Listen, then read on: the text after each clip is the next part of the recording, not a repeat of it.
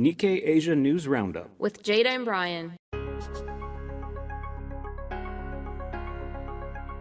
Welcome to the Nikkei Asia News Roundup. In this special episode, we are highlighting our most significant stories from the past year. Now let's take a look back at what made headlines across Asia in 2025, first January through June.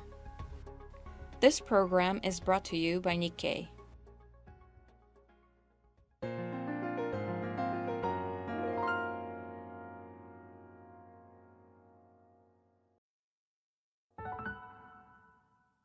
Vietnam fires up wellness tourism to rival Thailand and Indonesia. Vietnam, Southeast Asia's fastest-growing economy, is competing against Bali and Phuket with its own booming wellness industry. The bid to capture foreign capital and local spending, however, comes paired with worries about a wellness industrial complex, from commodifying ancient healing to snake oil sold on unfettered social media. India's Kumbh Mela. Nothing can match a festival for 400 million people. Major Hindu festival Mahakumbh Mela took place earlier this year. Held for over a month, a staggering 400 million people created an endless flow of pilgrims that entered the water where three rivers are said to meet to cleanse their sins. Even amid the crowds, rising commercialism, and technological intrusions, the spiritual magic can still feel tangible. Southeast Asia's luxury real estate market sizzles as rich move in. Southeast Asia is becoming one of the hottest markets for branded residences, which are typically licensed by global hotel brands and built by local developers. The trend comes on the back of more affluent local buyers and a sharp rise in the region's high net worth individuals. But is the regional market becoming overcrowded? Osaka Expo crowns tourism-driven rebound of Japan's second city. Osaka is the epicenter of a property investment boom, a rare bright spot in an otherwise sluggish global real estate market. Expo 2025 and the upcoming MGM Osaka Resort are adding to the momentum, but Japan's second city needs to interest foreign investors in other sectors.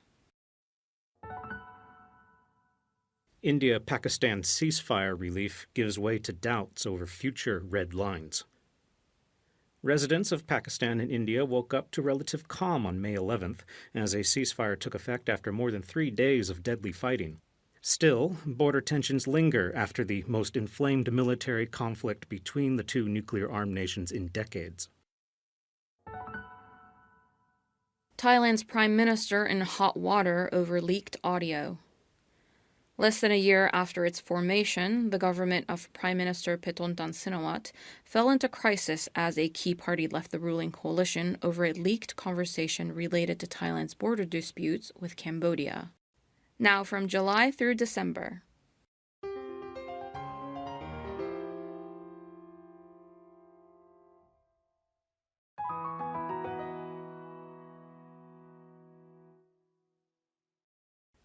Overseas Vietnamese courted by Hanoi to come home as solution to talent gap.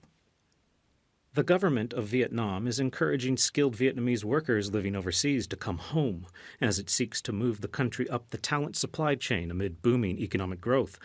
However, for some potential returnees, a life in Vietnam is not for them. In a hotter world, East Asia tries to keep workers working. Japan's summers are not just hot, but are becoming excruciatingly so. Faced with alarming temperatures, policymakers and businesses in Japan and other countries in East Asia are waking up to the need to do more to protect workers, and hopefully keep them on the job. Gold price surge leaves Mongolia's miners in the dust. The surging price of gold is driving impoverished people in many parts of the world to range the countryside with shovels and sieves in search of nuggets they can sell for cash. Mongolia has seen gold rushes like this before, but although many rural people in the country are struggling economically, there are few signs of renewed digging these days due to an unforeseen hangover from the country's last gold rush. Takaichi elected as first female leader of Japan's ruling LDP. Sanae Takaichi was elected leader of Japan's ruling Liberal Democratic Party in October and went on to become the country's first female prime minister. The 64-year-old is known to be close to the late Prime Minister Shinzo Abe and sees former UK Prime Minister Margaret Thatcher as her role model. Philippines' beauty boot camps bolster lead in pageant crowns across Asia. In the Philippines, the business of beauty contests is taken so seriously that so-called boot camps offering intensive training in how to become a champion have turned the country into a pageant powerhouse, attracting women from across the Philippines and around the globe who pay thousands of dollars to attend. From temples to TikTok, inside Malaysia's evolving world of spiritual healing. Far from the polished clinics and brightly lit wellness centers that symbolize Kuala Lumpur's modern healthcare landscape, a parallel faith healing economy is evolving. Malaysia has a long history of spiritual healing, but a new breed of self-styled healers is offering services on TikTok live streams, claiming they fill emotional and cultural gaps that hospitals and diagnostics do not always address. Now moving on to the next segment.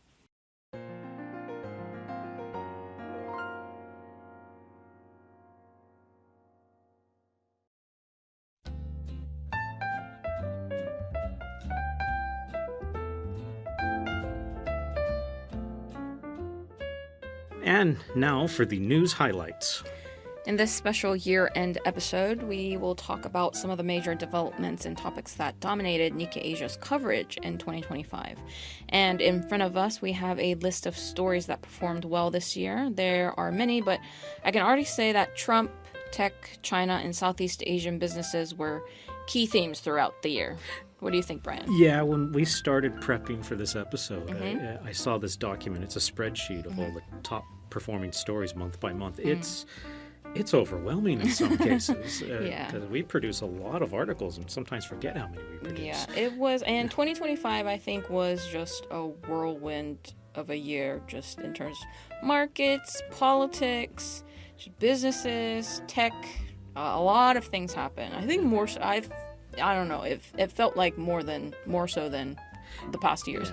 Shall we get the one that's on the other side of the pond out of the way? The President of the United States.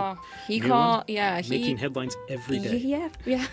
Still to this day on Christmas. And I'm looking at the list, and I totally forgot back in February that there was talk of the Panama Canal and ownership and how China is building ports there, and I completely forgot that happened because it's 8 months ago was a lifetime of these events.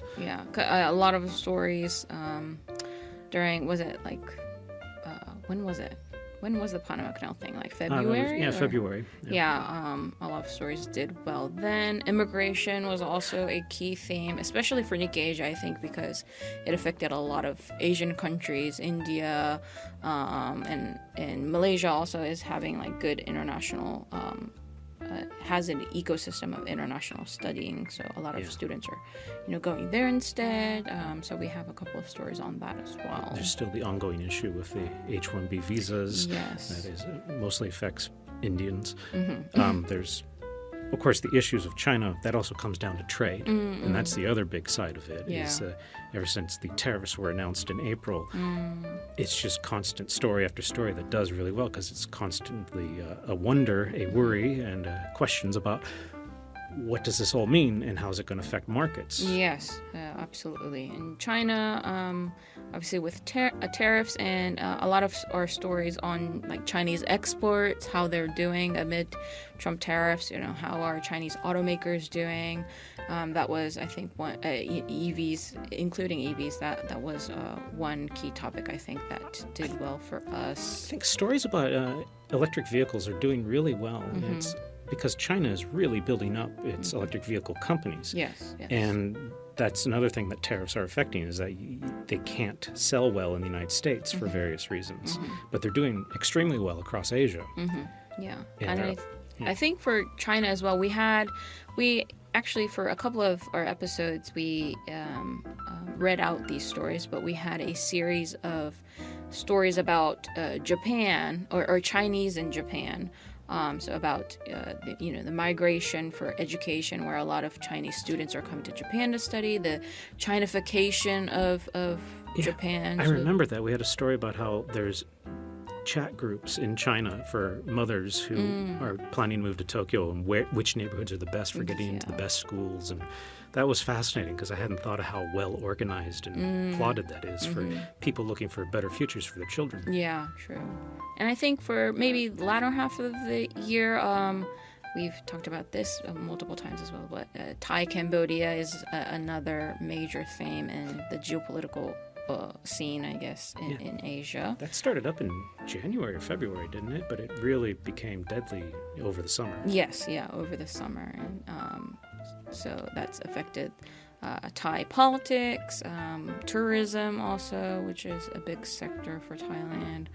I think in terms of, we also had the Israel-Hamas issue this year, which affected U.S. brands in Malaysia, Indonesia. So that was a story that received quite a lot of attention for Nikkei Asia, I think. There's also a story about Thai workers who were, a lot of them were held hostage or prisoner.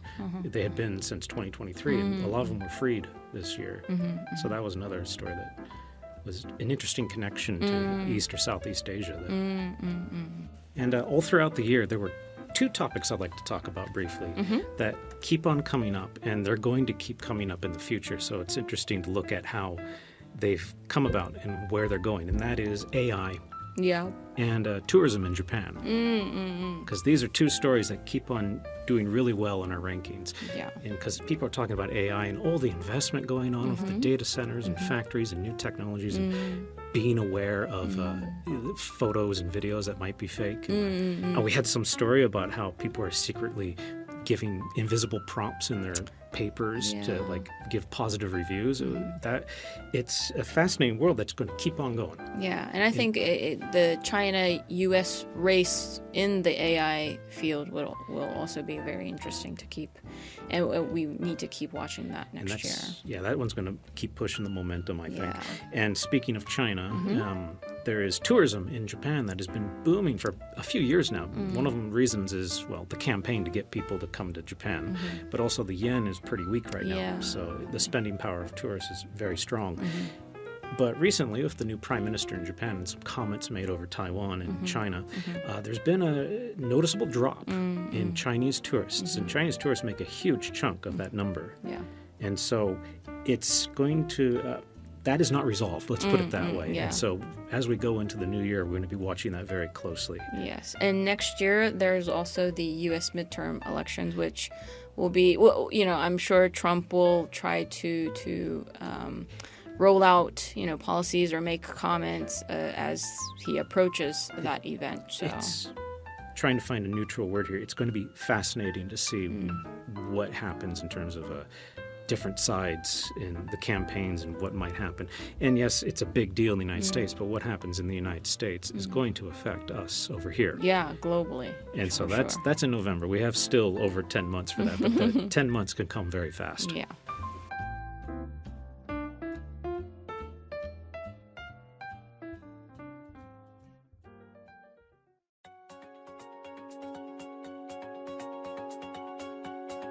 And that brings us to the close of today's episode. We look forward to having you join up again for the next edition of the Nikkei Asia News Roundup. We will take a short holiday break and we'll be back on January 16th. Have a Happy New Year, everyone. This program is brought to you by Nikkei.